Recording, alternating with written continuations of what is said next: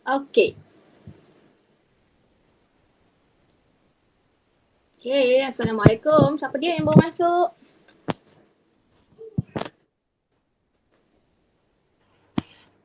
Siapa baru masuk tu?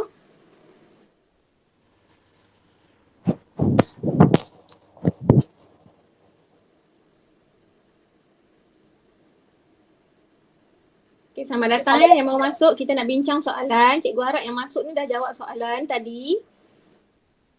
Okay. Soalan pertama, ramai juga salah. Okay, kalau tajuk soalan yang berkaitan dengan kemandirian spesies ni, jadi apa-apa sahaja haiwan tu buat, haiwan tu menggunakan ciri khas dia, membuat tingkah laku dia sama juga dengan tumbuhan, tujuan dia sama, untuk memastikan kemandirian spesies. Untuk maksud memastikan, cikgu punya ni kena edit ni. Maksud memastikan kemandirian spesies ni, dia tak nak bagi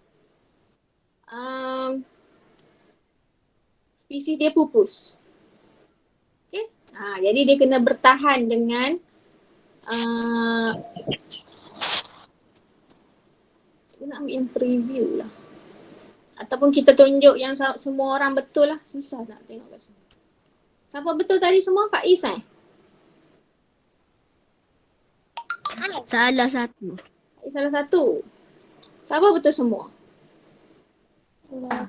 Cepat, betul. Idelan betul semua.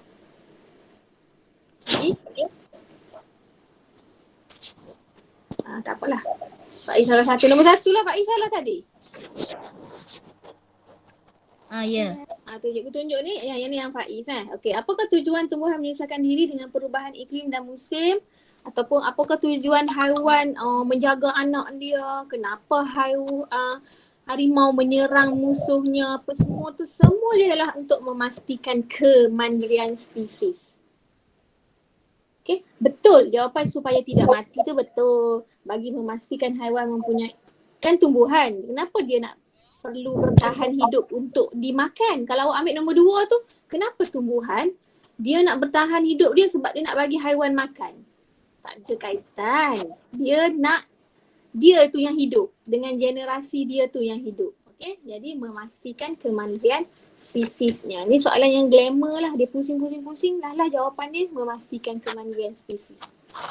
Okay, soalan kedua. Semalam cikgu bagi contoh dalam video cikgu, pokok kelapa kan? Okay, selamat datang yang baru masuk. Kalau kadang-kadang cikgu duduk present ni, cikgu tak nampak ni. Okay, selamat datang baru masuk. Maaf lambat terima sebab cikgu dah start present. Cikgu tak perasan. Okay, cikgu dah bagi contoh dalam video tentang pokok kelapa. Ciri yang paling utama pokok kelapa ni ialah batang dia. Okay, kalau awak tengok pokok kelapa tumbuh kan, batang dia ada yang melengkung sini, ada yang melengkung ke sini. Sebenarnya dia sedang mengikut arah angin dan dia mempunyai kebolehan untuk melentur. Okay, dia boleh melentur. Kedua, dia punya daun dia tu. Sebabkan dia hidup di kawasan yang mudah angin kencang, terbuka dekat kawasan pantai tu. Kalau dia daun dia besar macam daun pokok apa besar-besar. Pokok pisang pun besar juga daun dia. Tapi pokok pisang ada keupayaan dia memecah. Dia boleh pecah pokok daun dia kan. Boleh terkoyak. Perasan tak awak tengok pokok pisang? Dia ada line-line tu. Dia mudah terkoyak. Tapi ada sebab kenapa dia mudah terkoyak. Dia bukan saja-saja koyakkan daun dia tu. Itu adalah ciri khas dia. Okey, macam pokok kelapa, daun dia yang lidi tu kan. Cikgu rasa ada lah dalam background cikgu ni pokok kelapa. Yang apa? Cikgu lagi satu tu. Nampak tak? GM cikgu yang lagi satu ada pokok kelapa belakang cikgu kan? Ada. Okey, daun dia tu dia panggil daun yang berpecah-pecah. Kenapa dia daun dia pecah-pecah? Supaya angin boleh masuk. Bila angin laju datang, angin masuk dalam dia. Lalu dekat dalam daun yang berpecah-pecah tu. Untuk mengelakkan pokok tu ditolak oleh Angin. tumbang. Okey? Itu fungsi daun yang berpecah-pecah. Jadi, bagaimana pokok kelapa menyesuaikan dirinya dengan cuaca angin kencang di kawasan pantai? Jadi, jawapan yang paling tepat ialah batang yang mudah melentur dan daun berpecah-pecah. Yang nombor 1 tu tak ada kaitan. Siapa ada jawab nombor 1? Bertahan dengan nutrien air masin di laut. Ada tak jawab nombor 1? A lah yang jawab A. Tak ada. Mempunyai akar yang panjang, cikgu rasa ada yang jawab tapi tak. Pokok apa yang mempunyai akar yang panjang? Kaktus. Pokok kaktus, pokok yang hidup di kawasan yang panas, susah nak dapat air. Jadi dia akan cari air di bawah tanah. Okey? Nombor 3. Antara berikut, manakah yang mempunyai ciri khas daun berbentuk jarum? Berbentuk jarum ni daun halus lah, tajam-tajam. Dan rantingnya mudah lentur. Ranting dia liut-liut. Dia macam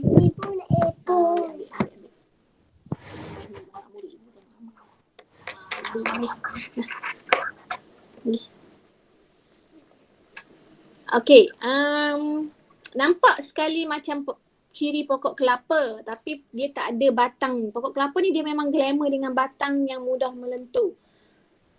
Dia fokus kepada berbentuk jarum. Okey, pokok tepi pantai juga ni. Pokok apa? Pokok eru. Pokok eru. Kenal dah pokok eru? Kejap lagi cikgu tunjuk. Tapi awak ada semua soalan ni ada dalam buku teks dan gambar-gambar ada dalam buku teks. Kalau tak kenal pokok eru. Kan dekat pantai juga macam pokok Christmas tu sikit daun dia. Okey. Kalau awak pernah patahkan pokok eru, ranting dia susah sikit nak patah. Kalau yang kering boleh senang, tapi kalau yang belum kering, yang masih hijau-hijau, awak macam susah nak patah dia. Jadi dia macam mempunyai daya lentur lah maksudnya. Jadi bila angin pukul dia ikut saja. Dia tak lawan. Kalau dia lawan, dia berpotensi untuk tumbang. Tu maksudnya dia boleh menyesuaikan diri dengan angin kencang. Okey, seterusnya nombor 4.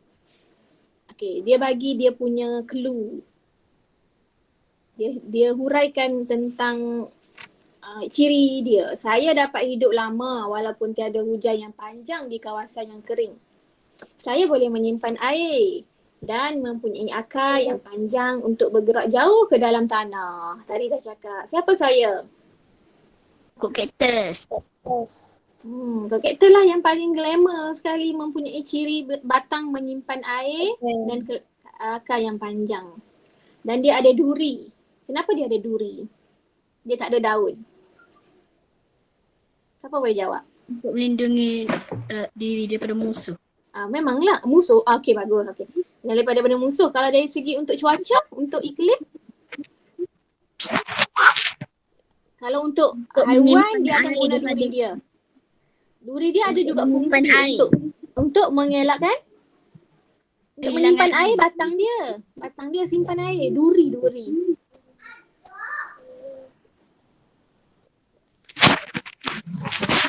Untuk mengelakkan kehilangan air.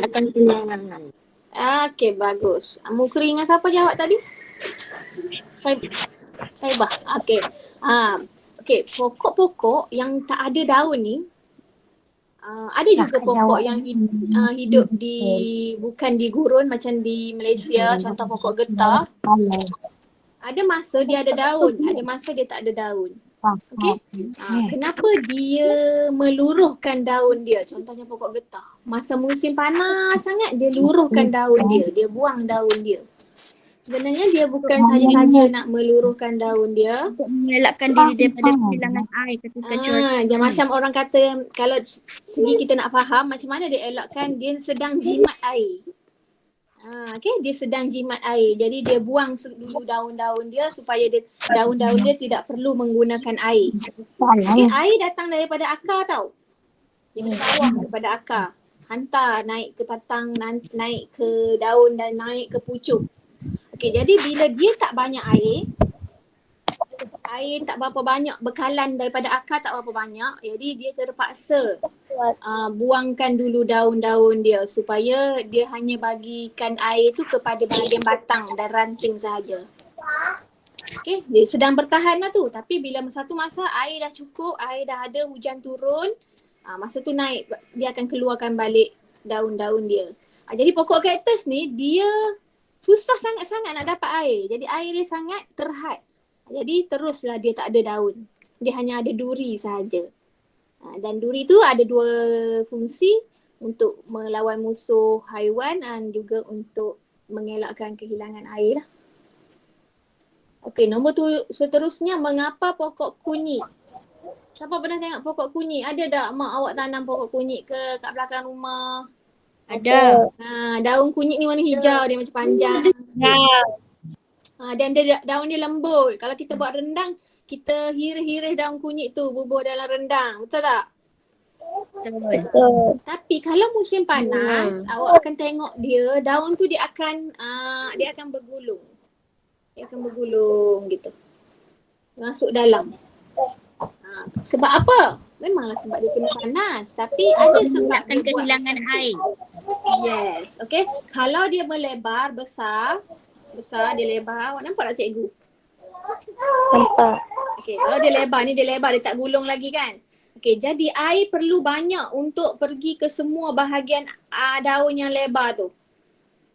Jadi bila dia dapat detect, akar cakap air tak cukup ni. Okey, air sikit. Okey, dia pun mengecilkan diri dia. Supaya air yang dia guna pun sikit untuk dihantar ke daun tu. Sebab tu dia panggil mengelakkan kehilangan air. Okey, tak nak bazir lah, jangan bazir. Kita pun kalau time-time air tak ada, kita kena catu. Kita kena pandai-pandai guna air sikit-sikit. Sama macam konsep ni tak? Okey, seterusnya, apakah ciri pada pokok tomato? Tomato mencegah daripada kehilangan air. Tujuan untuk elak kehilangan air, rupa-rupanya daun pokok tomato ada Berbulu halus. berbulu halus. Okey. Macam itulah, macam fungsi duri tadilah, mengelakkan kehilangan air. Seterusnya, apakah ciri pokok maple? Pokok maple ni dia ada kat kawasan mana? Iklim yang macam mana? Iklim sejuk. Iklim sejuk kat tempat kita tak ada. Habitat tu tempat lah. Iklim habitat pokok ini. Di mana dia tanya? Okey, kalau tengok pada jawapan, sejuk ada dua. B dan C lah. A salah dah. Cuma awak kena tahu ciri pokok maple yang paling jelas ialah berkaitan dengan kulit dia tu. Tebal. Kulit dia tebal, sebab dia tu dia tahan sejuk. Okay, sebab dia nak fokus kepada ketahanan sejuk lah. Bukan dia nak fokus kepada kehilangan air. Kalau kehilangan air baru bentuk jarum. Tapi tempat yang sejuk ni selalunya dia tak masalah air lah. Dia tak ada masalah air. Okay, last sekali, apa yang akan berlaku pada pokok getah apabila cuaca panas melampau? Tadi cikgu dah cakap. Gugurkan daun. Dia gugurkan daun dia. Dia nampak satu masa tu kalau terlalu panas, bulan contoh dululah, kalau dulu bulan 3, bulan 4 ni adalah cuaca yang panas Malaysia lah. Kata musim kemarau. Tapi sekarang dia cuaca dah tak betul dah. Maksudnya kita dah tak boleh nak kata bulan 12 hujan, dah tak sama dah kan. Tapi kalau bulan 3 dulu, bulan 2, bulan 3 tu kawasan masa kemarau. Malaysia, pokok getah akan jadi nampak macam mana? Batang kering. Nampak batang-batang kering je. Kita ingat macam dah mati. Rupanya dia tak mati. Dia sedang survive. Dia sedang bertahan untuk hidup. Tapi bila hujan datang balik, hijau balik. Okay? Jadi dia tak mati. Okay? Dia bukan mati pun. Dia hanya kering untuk bertahan sahaja. Tu ciri-ciri dia, ciri khas dia. Okay, jadi sekejap, cikgu nak tengok, takut ada masuk, cikgu tak accept. Okay, tak ada dah. Berapa orang masuk hari ni? Okay, baik. Kita dah habis berbincang tentang kuis. Cikgu ala-ala awak dah masuk, ada lagi berapa minit? Lebih kurang 20 minit. cikgu nak masuk tajuk selepas dia. Kalau awak ada buku teks awak boleh tengok.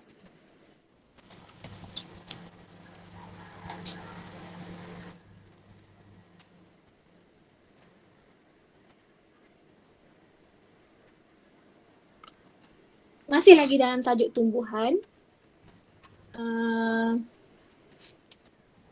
Pencarian biji benih atau buah. Yes. Apa tu pencaran Kalian jadi kita doa bisa.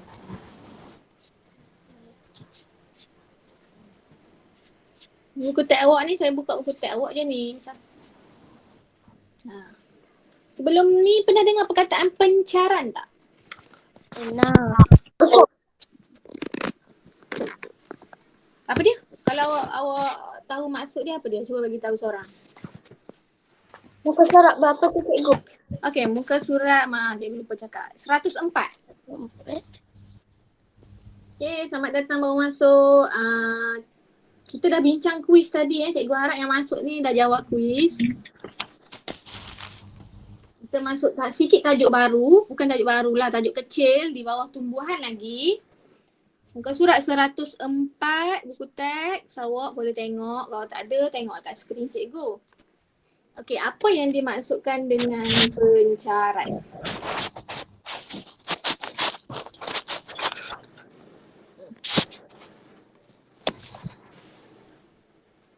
Pencar ataupun dia punya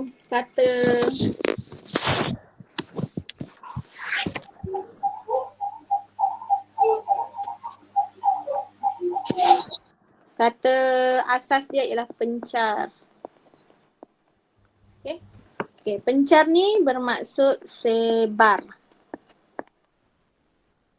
Okey, ataupun cara dia nak menyebarkan biji benih dia, cara dia nak membiakkan, dia nak biakkan, dia nak bagi anak dia hidup. Jadi dia perlukan kaedah pencaran ni. Dia perlukan pencaran. Bagaimana? Okey? Macam mana dia nak pencar? Dia memerlukan bantuan lah. Siapa yang nak bantu pokok-pokok ni pencar? Angin. Okey, mungkin angin. Lagi? Air. Boleh jadi air. Air tolong. Lagi? Haiwan Apa dan lagi? manusia. Haiwan dan manusia pun tolong juga. Dan ada satu lagi. Dia sendiri buat. Tapi Akan melalui mekanisme letupan. okey, mekanisme letupan. Kalau dalam buku teks awak dia tunjukkan contoh yang dialog pokok-pokok tu berkaitan dengan letupan lah tu. Iaitu pokok apa tu? Keembung. Pokok keembung. Pernah tengok pokok keembung? Nah, Belum. Okey, pokok keembung ni walaupun awak tak tanam. Maksud cikgu tak tanam ni manusia kena pergi korek tanah, letak batang dia, letak biji benih dia, lepas tu dia hidup. Kalau awak tak buat benda tu pun dia masih lagi boleh membiak. Okey, dia boleh membiak dengan cara menggunakan kaedah mekanisme letupan. Letupan ini membantu dia untuk pencarkan anak dia. Sebarkan anak dia ke tempat yang lebih jauh sikit. Kenapa dia? Kalau kita manusia, kita anak kena duduk dekat-dekat dengan ibu dengan ayah. Kenapa dia nak kena duduk jauh anak dia?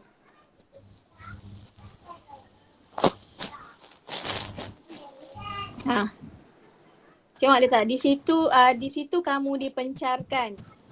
Tumbuhlah dengan sihat anak itu. Dia duduk jauh sikit dengan ibu dia. Kenapa? Cuba boleh bagi. sebab dia dipencarkan jauh. Tujuan dia. Kenapa dia kena pergi jauh?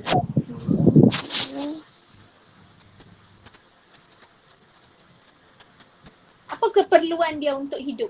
Pokok ni keperluan dia untuk hidup apa? Air. Air lagi?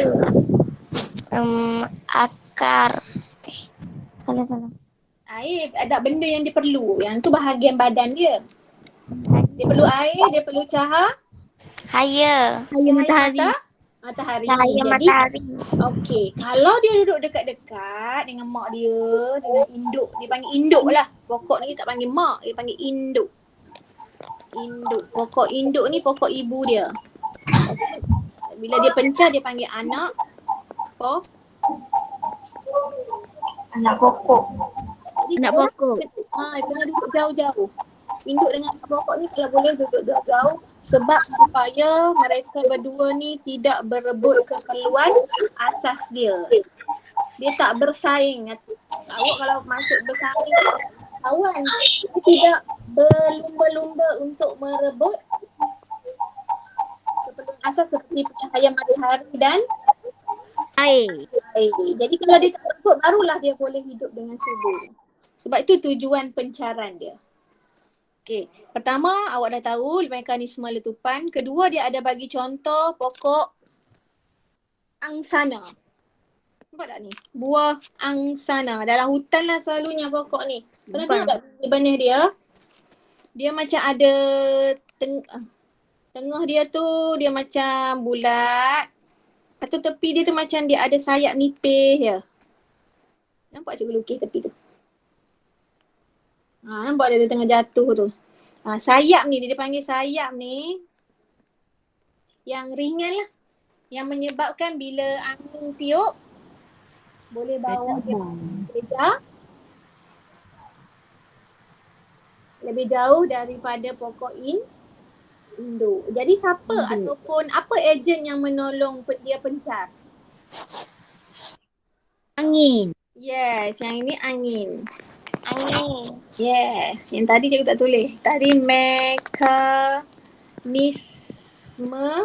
ataupun mekanisme lah awak sebut. Dia sebab dia gabung dengan bahasa Inggeris tu.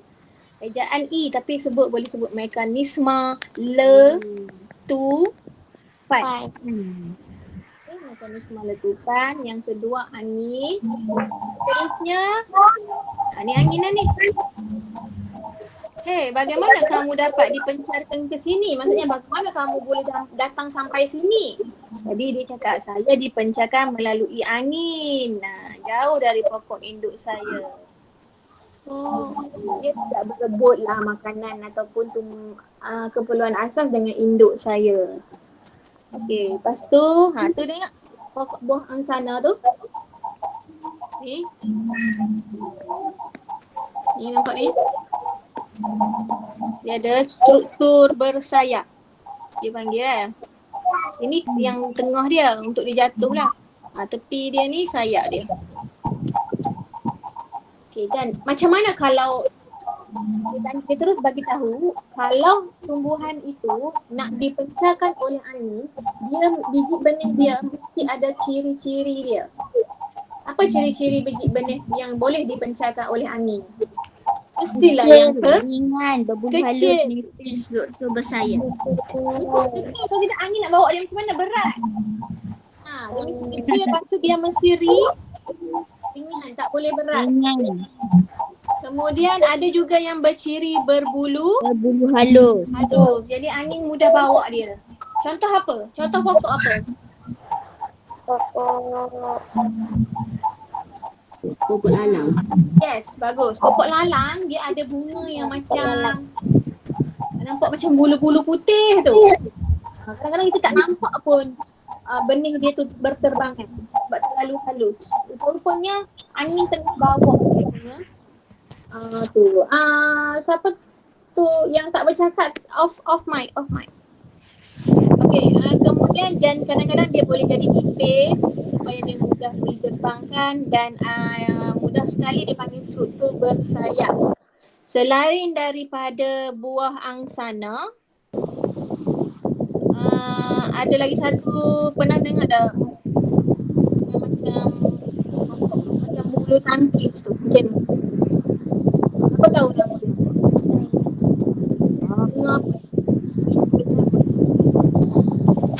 Jadi bila dia jatuh, dia macam berputar. Masa dia berputar tu, dia boleh diterbangkan oleh angin. Apa nama dia? Ini angsana, yang ini dia panggil meranti. Okey, biji benih meranti dalam hutan juga.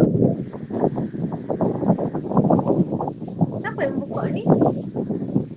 Buka mic. Off mic, off mic.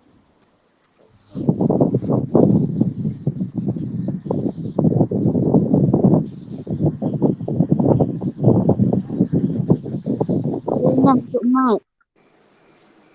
Maya. Okey. Seterusnya selepas angin macam buah kelapa.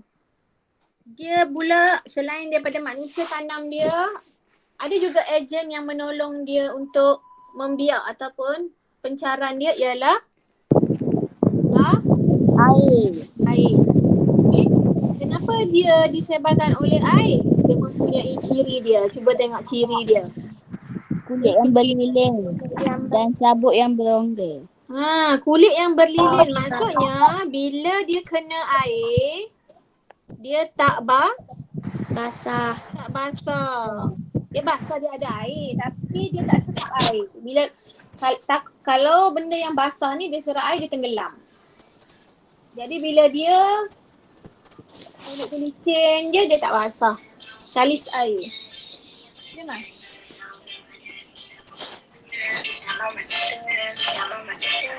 Mana?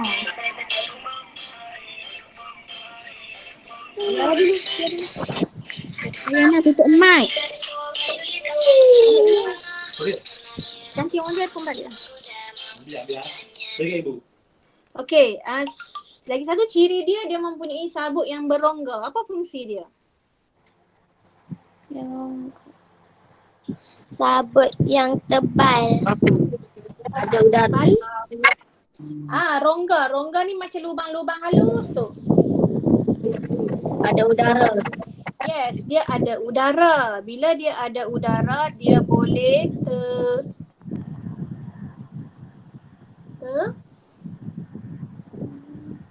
terapung lah. Okey? Udara masuk macam kapal. Kenapa kapal yang besar, kapal yang berat tapi dia boleh terapung ataupun berada di permukaan air. Kerana ada udara. Di dalam struktur kapal tu dia ada kat bawah tu, dia dah buat bagi ada rongga atau ruang udara yang besar. Jadi sama macam fungsi ciri-ciri pada pokok buah kelapa ni.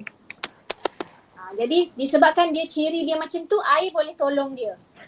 Tolong apa? Tolong pencarkan biji benih dia ke tempat yang lebih jauh daripada induk.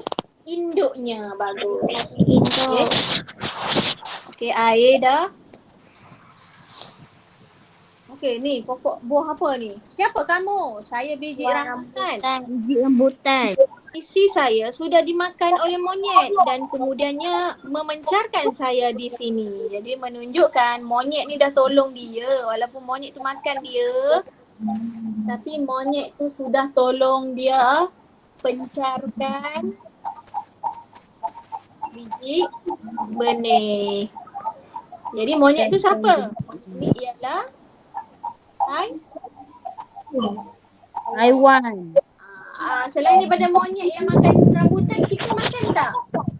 Makan. Jadi sebab itu dia panggil haiwan dan manusia pun menolong. Dalam masa yang sama kita ambil dia, kita makan dia. Dalam masa yang sama kita juga tolong dia biak ataupun pencarkan. Okey, bagaimana ciri-ciri biji benih yang dipencarkan oleh haiwan dan manusia ni? Pertama, mestilah buahnya boleh dimakan. Kadang-kadang kita boleh juga tulis ciri dia buahnya sedap. Boleh. Sebab tu kita makan. Sedap. Warna buah yang menarik. Menarik. Maksudnya warna merah. Dia menarik perhatian. Perhatian siapa? Perhatian haiwan lah selalu. Kalau kita teringin, kita makan je. Biarlah buah tu huduh pun. Jadi warna yang menarik ni sebenarnya menarik perhatian perhatian haiwan lah. Dan bau pun penting. Contoh buah apa yang bau harum? Durian. Durian. Harum untuk orang yang suka. Orang tak suka dia dah busuk. Siapa dalam tak suka durian? Ada. Semua suka. So kita mesti kata harum lah. Okay. Jadi itu ciri dia. Ciri tu maksudnya bagaimana keadaan biji benih tu yang menyebabkan dia boleh dipencarkan oleh haiwan dan manusia. Dipencarkan oleh haiwan dan manusia. Okey, selain daripada benda tu boleh makan, ada juga secara tidak sengaja tumbuh-tumbuhan boleh dipencarkan oleh haiwan juga. Cuba tengok gambar apa yang ada dekat badan tu. Badan rabbit tu. Biji benih berpulut. Biji benih lekat dekat badan dia. Berpulut nama dia. Dia macam bulat-bulat tapi dia ada jarum-jarum, duri-duri kecil-kecil. Duri tu dia boleh Mudah cakuk. disangkut. Cakuk tu dia attach dekat badan haiwan. Dan kalau kita pergi kat tempat tu kita boleh Lekat kat keluar. keluar kita atau baju kita. Lepas tu kita pun balik rumah. Kita buang biji benih tu dekat depan rumah kita.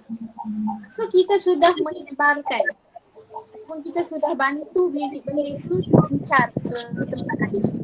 Okay, pertama dia bagi ni berpulut. Ada tak lagi lain ni yang boleh kena dekat luar awak? Kat sekolah sekali. Kita kena tu. Dia panggil apa? Kucing jalan. Kena ni. Ni nampak tak? Cikgu tulis ni. Kemuncuk. Ni hak glamour lah. Kat pada sekolah kita kalau rumput panjang akan ada yang ni. So awak pun dah tolong kemuncuk sebarkan biji benih dia. Okey, bagaimana ciri-ciri dia? Yang boleh manusia dan haiwan boleh sebarkan. Dia selalunya kecil lah. Lepas tu dia ringan. Yang ini yang penting ni. Dia panggil Cangkuk. Bercangkuk. Maksudnya dia boleh lekat. Cakuk. Dia kena je kat baju, dia cangkuk. Dia kena je dekat kulit bulu haiwan, dia cangkuk. Okay.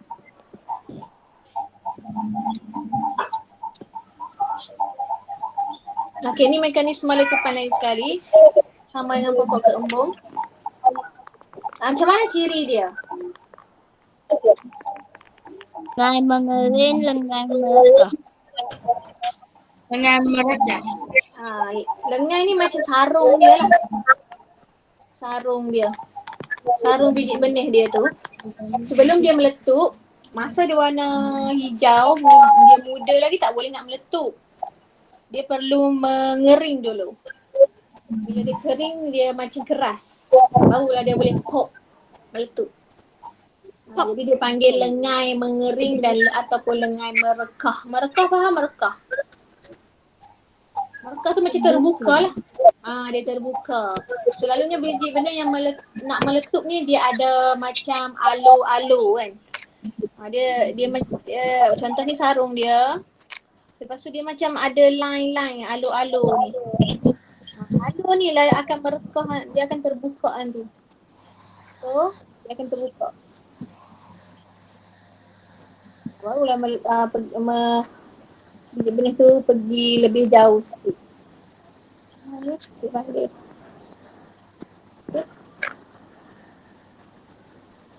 Okey, jadi kita nak cuba senarai balik. Tak payah, dah ada dah betul. Jadi ada berapa cara pencaran biji benih? 1, 2, 3 dah. Yang ni dia kira sekali. Sebab dia sama. 3. 4. Okey. Jadi cara pencaran Biji benih ada 4 cara. Pertama, angin. Sebutkan. Angin. Air. Hewan dan manusia.